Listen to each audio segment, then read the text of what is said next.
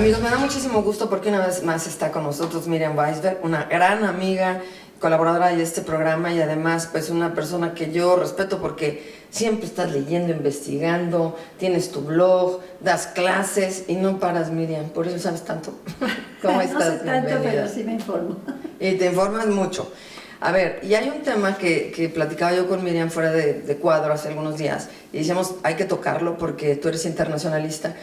Y el asunto que está pasando con los migrantes, pues es tremendo con lo que está pasando con Trump y Estados Unidos y cuál va a ser la actitud del gobierno mexicano y tal, ¿no? Y hablábamos de que lo importante era primero empezar por definir lo que es un migrante y lo que es un refugiado, que no es lo mismo. A ver, platícanos. Sí, quería también cubrir, si no hay inconveniente, la parte con Trump y también la Unión Europea, porque están pasando cosas muy importantes que se reflejan. Como dijo Claudia, yo tengo una cierta fijación con los términos. Me gusta siempre explicar para que sepamos de qué hablamos. La gente generalmente usa indiscriminadamente el término migrante con inmigrante y refugiado. Hay una gran diferencia entre lo uno y lo otro.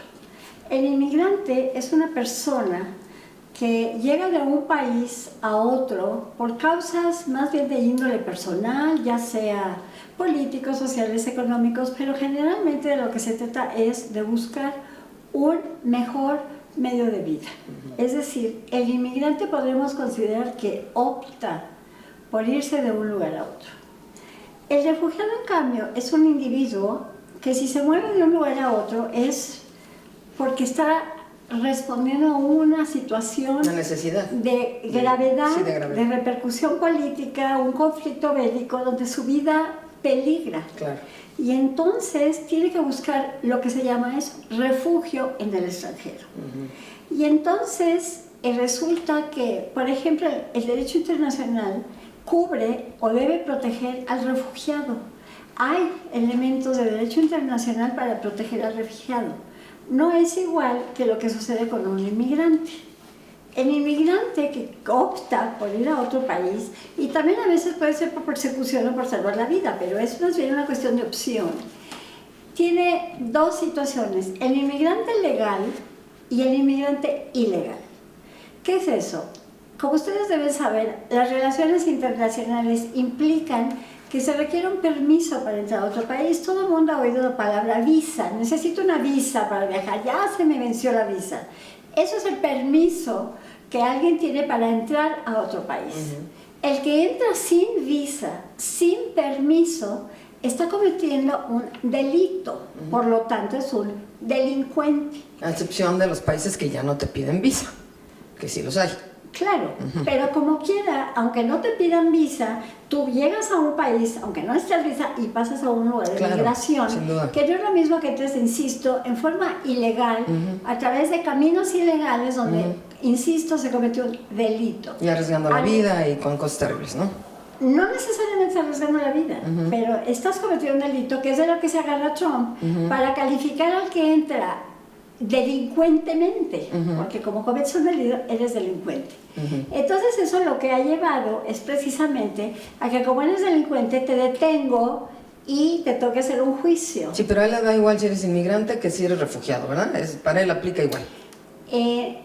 No me queda claro si para él es igual, porque hablar de Trump es así como que hablar de la nebulosa en el extraterrestrismo. Sí. ¿Quién sabe lo que piensa? Y quién sabe lo que decide, cómo lo decide y para qué. Él lo sabe, pero nosotros elucubramos, esa es la realidad. El asunto es de que precisamente debido a que, como son delincuentes, son sujetos de un juicio. Ese juicio lo deben hacer un juzgado. Y entonces por eso salió lo que se llamó la famosa tolerancia cero, que fue el resultado de un cambio de criterio del fiscal general norteamericano. ¿Y por qué se dio todo esto? Primero porque en momentos indiscutiblemente que llegan adultos con niños, ¿sí?, no necesariamente lo hacen como dicen los malintencionados, de que utilizan a las criaturas. No es cierto. Hay veces en que la madre o el padre o los dos no pueden dejar al niño abandonado, como pasa más que en México, en todos los países centroamericanos. Así es. O sea, es lo que se llaman pandillas, que podemos llamarlo aquí el crimen organizado, donde te cobran derecho de piso y donde si no lo pagas te matan a ti y a tu mujer, a tu hijo. Claro. Entonces, tienen que huir, y tienen que huir, obviamente, ¿a dónde? Pues a través de México. Y entonces resulta que no pueden estar los menores con un adulto que está siendo juzgado por más de 21 días. En cambio, si el señor Trump decide de que separen a los niños, ya no importa el tiempo, porque el niño está ahí encerrado en whatever, alegando de que está en un albergue, obviamente sin tomar en cuenta las condiciones, sin respeto, sin dignidad y sin nada. Y sin traumas y todo. Es lo que acostumbra a este señor. Y entonces resulta que todo esto es el resultado porque hay un retraso en los tribunales de casi 700,000 casos que están atorados en los juzgados norteamericanos. Más todos los que se sumen, ¿verdad? No, hasta ahorita. Imagínate. Entonces, precisamente esto es lo que llevó al Departamento de Justicia a crear esta famosa tolerancia cero, porque pretenden que en octubre próximo entre en funciones un sistema de cuotas que requerirá a los jueces a que completen 700 casos al año y que menos del 15% de esos casos lleguen a tener la posibilidad de instancias superiores. Lo que pasa es eso, necesitan primero desahogar los 700,000 que están de atraso y por eso hace todo esto Trump, para en alguna medida, según él, ¿verdad?, desanimar al migrante a que se vaya a los Estados Unidos, por un lado. Por el otro lado, precisamente porque se pretende hacer todo esto con miras a que en noviembre la situación esté en alguna medida saldada y las elecciones sean a favor de Trump. Todo esto que les estoy diciendo lo leí y me informé en periódicos, etcétera, pero fue antes de la visita tan cacareada, mencionada y criticada de Trump a Putin. Entonces, todas estas decisiones que se tomaron antes del viaje de Trump fueron en función, como todo lo que está haciendo Trump desde que se sentó en la silla presidencial, es primero buscar las elecciones a favor de los republicanos en noviembre, para que posteriormente, si se dan favorablemente a los republicanos, él tenga la posibilidad de reelegirse en el siguiente periodo. Entonces, concretando, me gusta siempre citar las fuentes, todo lo que les estoy mencionando salió en el periódico El País, que es un periódico español. Y según el Reuters, que es una agencia informativa, de octubre del 2016 a febrero del 2018, ha habido cerca de 1,800 separaciones de niños de sus familiares. Yo concluyo en lo que se refiere a la parte mexicana, después hablaremos de Europa, que todo esto es consecuencia, como ya lo dije, de las inquietudes, intenciones, intereses y lo que le sigue del señor Trump. Y políticas. La parte humana parece que la está dejando de un lado, el que no le afecta. Él no sabe, ¿qué es eso de parte humana? Sí, no lo conoce. No lo come, pues no. Sí. A ver, te quiero preguntar algo. Mira, ¿sí? Mucha gente dijo, y fueron amigos norteamericanos que tengo algunos, me decían, es que las imágenes que están pasando en la televisión no son actuales. Digo, los de haber escuchado por ahí, que muchos eran del 2014, cuando Obama era la persona que estaba en funciones. Yo no dudo que haya imágenes coladas, como en todo el periodismo sucede, pero de ahí a que esto no está sucediendo actualmente, acláranos esto, porque yo creo que sí está sucediendo, ¿no? Mira, precisamente, no sé si conoces a mi adorado asistente, no voy a decir su nombre, pero que me trajo, y acabo de hablar con él, porque él viajó en esa calidad de ilegal hace 15 años, y estuvo ya 7 años.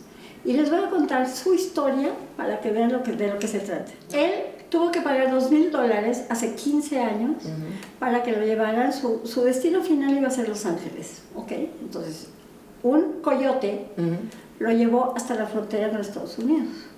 Otro coyote lo llevó hacia Tucson, Arizona, y al atravesar el desierto se dieron cuenta de que había helicópteros, etcétera, etcétera. No voy a entrar en detalles con lo que este hombre vivió. Lamentablemente para él, sufrió una herida en una pierna que ni la sintió por la adrenalina de tener que escapar, porque empezaron a volar encima de ellos helicópteros en el desierto, que además volaban tan bajo que movían la arena y ellos no podían ni ver.